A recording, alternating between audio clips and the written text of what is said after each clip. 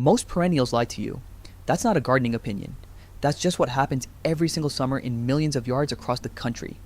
You buy something that looks incredible in May, it's covered in blooms, the color is exactly what you wanted, and you plant it thinking this is the one that's finally going to work.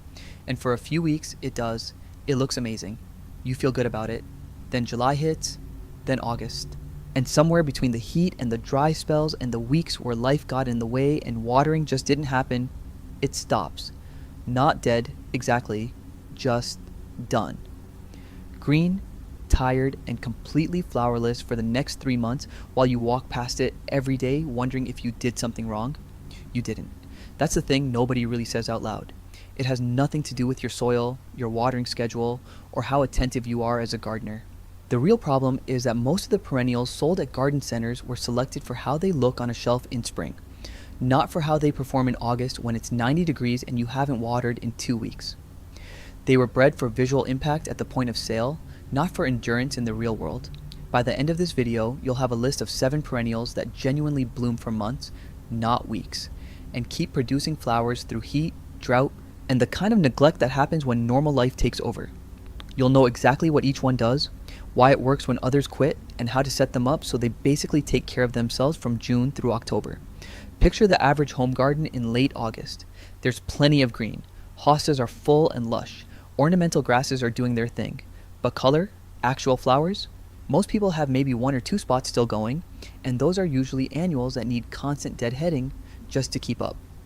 Everything that was supposed to be a perennial, flowered in May and June, looked exhausted by July, and has spent the rest of the season just sitting there taking up space. The average flowering perennial in American gardens produces visible blooms for only 4 to 6 weeks per season. 4 to 6 weeks out of a growing season that runs 5 to 6 months. That's less than 30% of the time you're actually out there looking at your garden. And by the end of this video, all of that changes. If this is already making sense, go ahead and subscribe right now. I cover exactly this kind of thing every week, plants that actually perform instead of just promise. So let's talk about what's really going on, because it's not just a matter of finding tougher plants. There's a specific reason certain perennials bloom for months while others flame out. And once you understand it, the whole list I'm about to share will make a lot more sense.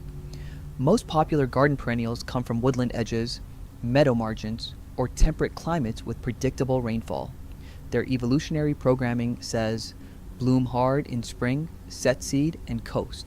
That worked perfectly for their survival in the wild. It just doesn't work for a gardener who wants color in August. The 7 plants on this list evolved in a completely different set of conditions, and that difference is exactly why they behave so differently in your yard. That's where we're going next. Hundreds of years before anyone was selling perennials in plastic pots, indigenous peoples across North America were watching certain plants do something that must have seemed almost stubborn. While everything around them went brown and brittle under the summer sun, these plants kept flowering. Not a last burst before dying. Just continuous, steady, reliable color through conditions that stopped everything else cold. Prairie fires, months without meaningful rain, soil that would crack in your hand. And still, flowers. That knowledge got quietly set aside as modern horticulture took over. Nurseries learned that plants with big, showy blooms in April and May moved off shelves fast. The commercial pressure pushed toward spring performers, not summer survivors.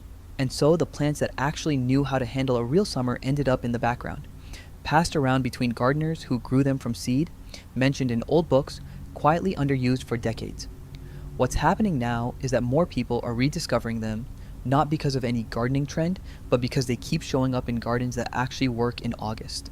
And the reason they work so well today is exactly the same reason they worked then. They were built for this. The first one on this list is Coreopsis. If you've seen it before and dismissed it as too simple, I'd ask you to look again. Coreopsis starts flowering in late May or early June and does not stop until frost. That's not an exaggeration. A well-placed Coreopsis in full sun will give you 4 to 5 months of continuous bloom with almost no intervention. The flowers are bright, clean yellow or gold, depending on the variety, and they sit on thin, wiry stems that move in the breeze in a way that feels almost alive. What makes it work is a combination of things. The root system goes deep, deeper than most people expect from a plant that looks so delicate above ground, which means it's tapping into moisture that surface-rooted plants can't reach during dry spells. And Coreopsis is what botanists call an indeterminate bloomer, meaning it doesn't produce one flush of flowers and stop. It continuously initiates new buds as long as conditions allow. Deadhead it occasionally and it speeds up. Ignore it entirely and it still keeps going. Average bloom season in USDA zones 4 through 9, 18 to 20 weeks. That's a number to hold on to. 18 to 20 weeks of actual flowers from a single plant that costs less than $5 at most nurseries. The second plant is Gaillardia, also called blanket flower, and its origin explains everything about how it behaves.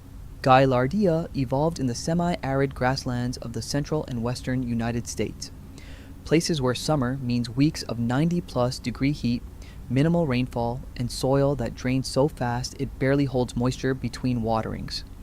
In that environment, a plant that needed consistent moisture or mild temperatures to flower simply wouldn't survive long enough to reproduce.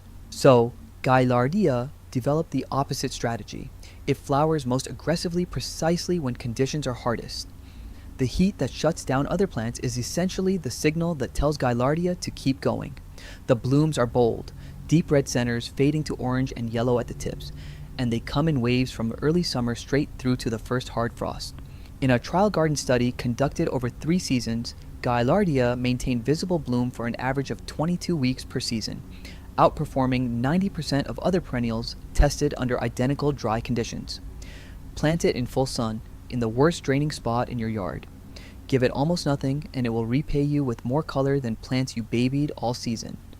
That contrast between effort and result is something that keeps showing up with every plant on this list. But the next one takes it even further, because there's a single 15-minute task you can do mid-season that effectively doubles your bloom time. That's coming up next. Most gardeners think of pruning as maintenance, something you do to keep a plant tidy or to remove dead growth, or because you read somewhere that you're supposed to. With Nepeta, catmint, pruning is something else entirely. It's the mechanism that turns a good plant into a remarkable one. Here's what happens. Nepeta blooms heavily in late spring, covering itself in long spikes of blue lavender flowers that bees find almost irresistible. Left alone, it will slow down in midsummer, look a little tired, and produce scattered blooms through fall. Not bad, but if you take a pair of shears and cut the whole plant back by about a third right after the first flush fades, which takes maybe 15 minutes for an established clump, something shifts. Within 2 to 3 weeks, fresh growth pushes up from the base, and then it blooms again, fully, almost as heavily as the first time. That second flush typically runs from late July through September, which means you've effectively extended your flowering season by 8 to 10 weeks with one cut. The total bloom window for a properly managed Nepeta plant runs from May through October, roughly 24 weeks, making it one of the longest blooming perennials you can grow in a temperate garden. And the heat and drought tolerance is genuine. Nepeta originated in the Mediterranean and Central Asia, where dry summers are the norm, not the exception. It doesn't just survive dry spells, it actually performs better in lean, fast-draining soil than in rich, moist garden beds where it tends to flop and produce more foliage than flowers. Here's the part most people get completely wrong about Nepeta. They plant it in their best soil, add compost, keep it well watered, and then wonder why it sprawls everywhere and blooms less than expected. The instinct to improve conditions for a plant works against you with this one. Give it average soil, reasonable sun, and benign neglect, and it outperforms almost everything in the garden. Now, if you're finding this useful and you haven't subscribed yet, do that now. And if you want to go deeper on building a garden that actually performs through summer, there's a complete planning guide, linked in the description and in the first comment below. It covers companion planting strategies, soil preparation for drought-tolerant perennials, and a full seasonal calendar for extending bloom from April through November. Everything in one place. Links right there when you're ready. But stay with me, because the next plant on this list does something the others don't. It adds vertical structure while it blooms, and the way it interacts with pollinators over a 4-month window is one of the more quietly impressive things you'll see in a home garden. Salvia, specifically the perennial salvias, not the annual bedding types, is a plant that rewards patience. In its first season, it establishes, builds a root system, and blooms modestly. By its second and third year, it's an entirely different plant. The flower spikes get taller, the clumps get denser, and the bloom period extends noticeably. A mature perennial salvia in full sun will produce flowering stems from late May through September, with a brief slowdown in peak heat that it recovers from on its own without any intervention.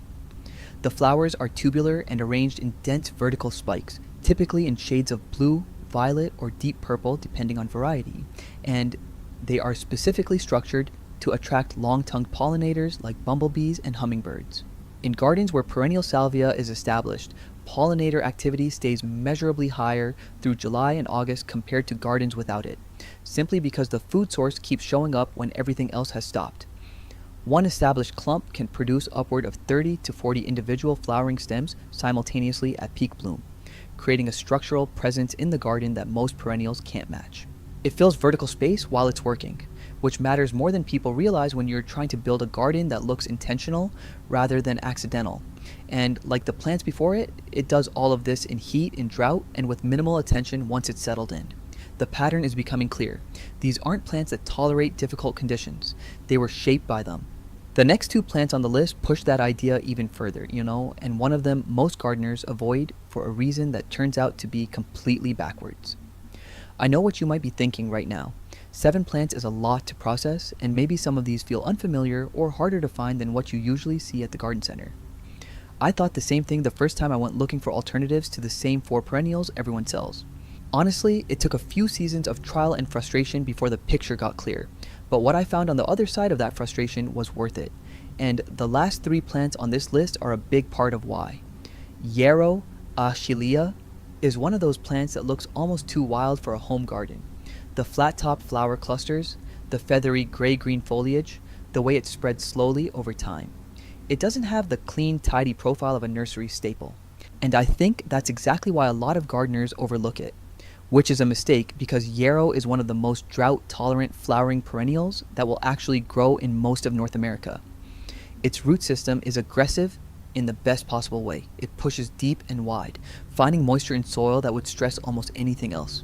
It blooms from June through August in shades of yellow, white, red, and salmon depending on variety, and if you cut the spent flower heads back after the first flush, it produces a second round of blooms in late summer that can carry color into September. In documented trials comparing drought performance across common perennials, yarrow maintained flowering through 8 consecutive weeks without supplemental irrigation, a figure that puts it well above most of what you'd find at a standard nursery. It's also one of the best plants on this list for cutting. Fresh or dried, the flowers hold their shape and color for weeks, which means it's working for you indoors and outdoors at the same time. Now, here's something worth paying attention to because it directly changes how you think about plant placement. The next plant on the list does something almost no other perennial does. It peaks during the hottest, most brutal weeks of summer, right when everything else is at its lowest. Black-eyed Susan, Rudbeckia, is native to open meadows and roadsides across North America, which tells you everything about what it's adapted for. Full exposure, poor soil, heat that bakes the ground from above and dries it from below. Rudbeckia doesn't just tolerate those conditions, it responds to them by blooming harder. The flowers are classic, golden yellow petals around a dark central cone, and they come in such volume on a mature plant that a single established clump can carry 30 to 50 open blooms simultaneously at peak. The bloom window runs from July through October, which means Rudbeckia is doing its heaviest work exactly when your garden needs it most. August and September, when most perennials gave up weeks ago, Rudbeckia is fully open and pulling in every pollinator in the neighborhood. It self-seeds gently, not invasively, which means over 2 or 3 seasons it quietly fills gaps in your planting without you doing anything at all. If you've been finding this useful, subscribe and hit the like button. It genuinely helps this content reach more people. And leave a comment telling me which of these plants you already grow, or which one you're planning to try first. I read every single one. Russian sage, Perovskia, is the last plant on this list and the one most worth reconsidering if you've dismissed it before. It looks almost architectural in full bloom. Tall silver stems, fine textured foliage with a subtle fragrance, and hundreds of small lavender blue flowers arranged in loose spikes that seem to float above the plant. It blooms from midsummer through early fall, roughly July through October, and the combination of silvery foliage and blue-violet flowers holds visual interest even during the brief gaps between bloom flushes. Russian sage is also one of the most deer-resistant plants on this list, which matters more than people think in suburban and semi-rural gardens where deer pressure can wipe out an entire planting in a single night. The fragrance that humans find pleasant is apparently not at all appealing to deer, and once a planting of Russian sage is established, it tends to stay intact season after season without protection. Now, for the part that loses most people, and it's where the real results either happen or don't. The first mistake is adding too much fertilizer. It's counterintuitive, but a nitrogen-rich fertilizer applied to drought-tolerant perennials pushes the plant toward producing foliage instead of flowers. You end up with a bigger, lusher plant that blooms less. These plants evolved in lean conditions. Feed them like a vegetable garden and you're essentially sending them the wrong signal. The second mistake is overwatering during establishment. These plants need consistent moisture for the first 4 to 6 weeks after planting, but once they are established, pulling back on irrigation actually encourages deeper root development, which is exactly what makes them drought tolerant long term. Gardeners who keep watering generously past establishment end up with shallow rooted plants that wilt the moment conditions get difficult. The third mistake is planting in part shade to protect them from heat. Every plant on this list needs full sun, 6 hours minimum. 8 or more is better. Shade doesn't protect them. It weakens them, stretches their stems, reduces flowering, and makes them more susceptible to fungal issues. Heat is not the enemy here. Shade is. And the fourth mistake, the most surprising one, is digging up plants that look completely dead in late winter. Russian sage, nepeta, salvia, and gaillardia in particular can look like dry sticks in February. Brown, brittle, seemingly gone. Most gardeners who are new to these plants pull them out, thinking they didn't survive winter, and then they lose a plant that was 2 weeks away from pushing new growth from the base. Leave them alone until late April. What looks dead usually isn't. That's not a gardening philosophy, it's just what these plants do. Picture your garden in the second week of August, not the version you have now, the version you could have. You walk outside in the morning and there's actual color waiting for you. Not just green, not just texture, but real flowers, open and full in the kind of heat that usually means everything interesting stopped weeks ago. The coreopsis is still going, bright gold catching the early light the way it has been since June. The rudbeckia is at its absolute peak, wide open, covered in bees working through the morning before the heat builds. The Russian sage is doing that thing it does in late summer where the blue-violet spikes seem to glow a little in the low-angle light. You didn't water this week. You didn't deadhead anything. You didn't do much of anything, honestly, and the garden looks like you did. That's not a fantasy version of gardening. That's just what happens when the plants you choose were built for exactly this. There's something quietly satisfying about a garden that performs in August. Not because August is a particularly glamorous month, but because it's the honest one. Spring is easy. Everything blooms in spring with enough encouragement. But August tells you the truth about what you actually planted. And when you walk out there, in the heat and the color is still there, still working, still drawing in pollinators, still doing what you hoped it would do back in May, it feels different than it does in June. There's less novelty and more confidence. You stop worrying about whether the garden is going to make it through summer. You already know it will. The independence that comes from that is real. You can travel for 2 weeks in July and not stress about what you're coming home to. You can skip a watering cycle without checking the forecast 3 times. You can have a genuinely busy few weeks and not watch your garden deteriorate because of it. That's what low maintenance actually means in practice. Not that the plants require nothing, but that they require so little that normal life doesn't threaten them. These 7 perennials give you that, not because they're miracle plants, but because they were selected for exactly the conditions most gardens actually face, not the ideal conditions most gardening content assumes. The difference between a garden that makes it to October looking good and one that fades out by July isn't effort. It isn't budget. It isn't the size of your yard or how much time you have on weekends. It's whether the plants you chose were designed to go the distance. These 7 were. If this changed how you think about building a garden that lasts through summer, subscribe and hit that like button. It genuinely helps more people find this content when they need it.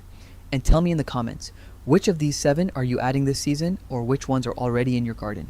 I want to hear what's actually working for you out there. Next week, I'm going over the 5 biggest mistakes people make when designing a perennial border. Not just plant selection, but spacing, layering, and the one structural decision that determines whether your garden looks intentional or accidental from 30 feet away. If you're planning any new beds this season or rethinking what you already have, you're going to want that one.